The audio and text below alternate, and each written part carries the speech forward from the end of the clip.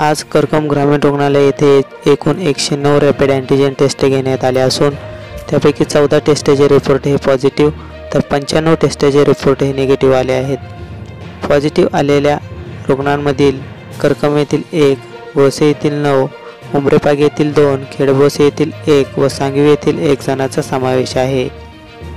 तसेच निगेटिव्ह आलेल्या व्यक्तींचे स्वॅब रिपोर्ट घेण्यात आले आहेत।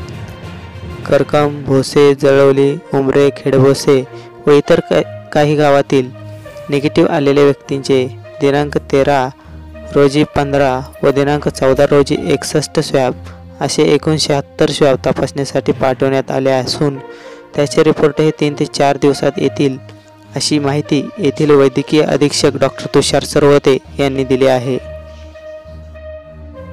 प्रवेश सह्याद्री औद्योगिक प्रशिक्षण संस्था म्हणजेच ITI अभिमाननगर जळवली चौक करकम या ठिकाणी प्रवेश देणे सुरू आहे। इलेक्ट्रिशियन आणि फिटर या ट्रेडसाठी मर्यादित जागा आहेत, तरी आजच आपला प्रवेश निश्चित करा। अधिक माहितीसाठी संपर्क 98 34 04 32 14।